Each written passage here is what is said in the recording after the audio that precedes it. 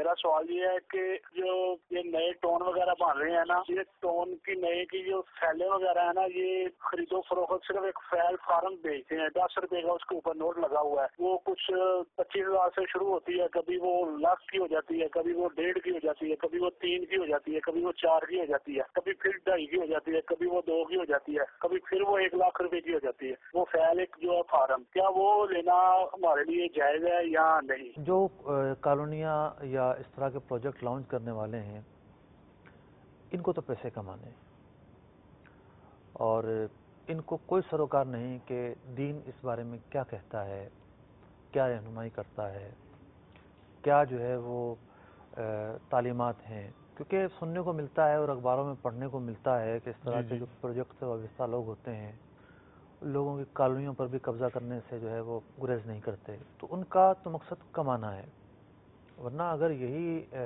Launch करने वाले शरई रहनुमाई लें तो जिन चीज़ों पर शरई एतबार से तहफ़्फ़ुज़ात होते हैं उनका हल मौजूद होता है।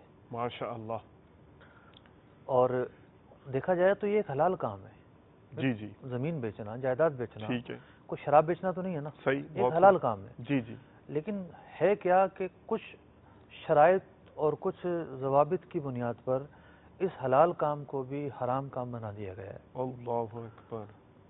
जैसे बहुत सारी कॉलोनियाँ ऐसी होती हैं जिनके पास पैसा ही नहीं होता, जिनके मालिक के पास, पहले वो बैंक से सूद पर कर्जा लेता है, सही, और फिर जो है वो कॉलोनी लॉन्च करता है। सही। उसने खुद अपने इस काम को अपने हक में हराम कर दिया है। दूसरे के हक में हराम होगा या नहीं होगा वो एक अलग बहस है, लेकिन इसके हक में तो ये काम हराम हो गया। सूद पे काम कर रहा है, सूद पर कर्जा लेकर फिर प्लाटिंग खरीदता है और फिर जो लोगों को बेचता है। जी। तो सूद पर कर्जा लेने का इसे किसने कहा? 3-4 मोटी मोटी खराबी मैं अर्ज करता हूँ। एक खराबी तो ये पाई जाती है इस तरह के कामों में कि जी पैसे जमा कराइए, पैसे जमा कराइए, पैसे जमा करा दिए। भाई किस चीज़ के पैसे? जी प्लाट की बुकिंग के। भाई वो प्लाट कहाँ है, वो कॉलोनी कहाँ है, वो प्रोजेक्ट कहाँ है, पता ही नहीं जनाब, हवा में। जी हम लॉन्च करेंगे बाद में, अभी सस्पेंस रखा हुआ है हमने। सही। भाई ये कौन सा सौदे का तरीक़ाकार है कि आप जो है वो बुकिंग किए जा रहे हैं और अलिफ से बा नहीं पता लोगों को कि वो प्लाट होगा कहाँ, वो फ्लैट होगा कहाँ, किस खत्ते में होगा। ख़रीदो फरोख्त के जो बुनियादी उसूल शरीयत मुताहरा ने बयान किए हैं ये उसके ख़िलाफ़ है। आप क्योंकि जायदाद के अंदर लोकेशन एक ऐसी चीज़ है जिसकी बुनियाद पर कीमत कम और ज़्यादा होती है। इस तरह के मतलब कई प्रोजेक्ट आए हैं, प्रोजेक्ट का नामो निशान नहीं है, बुकिंग पहले से शुरू हो गई। छुपाया जाता बाकायदा। जी हाँ, जी हाँ। अच्छा चलो बुकिंग हो गई। अब कुछ वो काम होते हैं जिसका ताल्लुक प्रोजेक्ट लॉन्च करने वाले से नहीं होता। मेरी एक प्रोजेक्ट के हवाले से करता धरता से बात हुई। मैंने कहा आप ये क्या हो रहा है?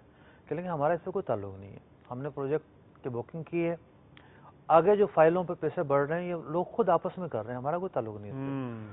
अब जनाब वही प्रोजेक्ट जिसकी कुरानंदाजी में नाम निकलना है, सही, किसी एक का, और फिर वो सौदा करेगा और वो प्लाट खरीदेगा।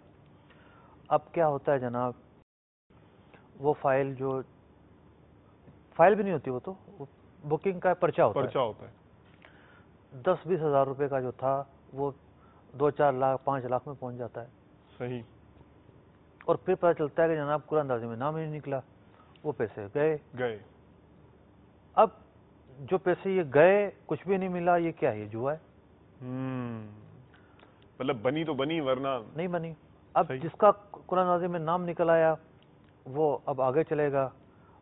ठीक है जी, प्लाट कीमत पता चल गई उसको, इतने का प्लाट है, कहाँ है ये भी पता चल गया उसको कि जी फलां एरिया में प्लाट है, मतलब मिसाल के तौर पर सुजानी की तरफ है, या ए ब्लॉक में है, या बी में है, या सी में है। लेकिन वो प्लाट कहाँ है, वो प्लाट कहाँ है स्पेसिफिकली, वो जगह किधर है, वो एरिया किधर है? वो कॉर्नर पर है, वो साइड में है, वो 1 नंबर गली में है, वो 2 नंबर गली में है, वो 5 में कहाँ है? वो पूरे खत्ते को दिखा दिया भाई यहाँ। कुछ कॉलोनीज ऐसी हैं जिन्होंने आज तक नहीं बताया कि वो प्लाट कहाँ है। सही।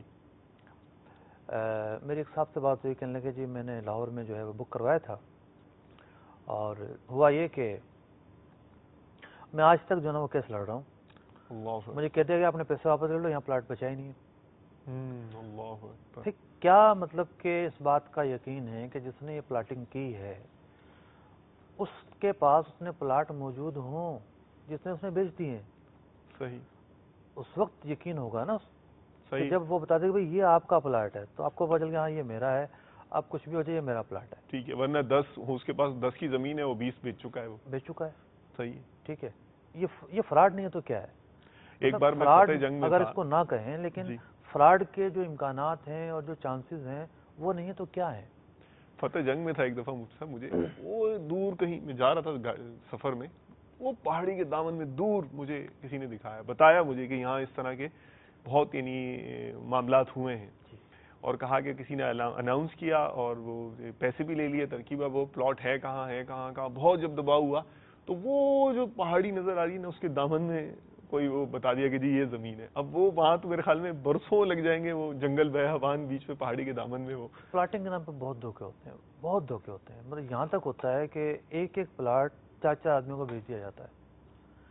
وہی نا، جب آپ بتائیں گے نہیں کہ یہ پلاٹ ہے آپ کا، چلو بعض لوگ تو بتا بھی دیتے ہیں کہ یہ پلاٹ ہے، لیکن وہ ہوتے ہی چیٹر ہیں. صحیح. وہ 4 آدمیوں کو بیچ کے چاروں سے جو ہے نا وہ 20-30% لے کے غائب ہو جاتے ہیں. پلاٹ کسی اور کا ہوتا ہے.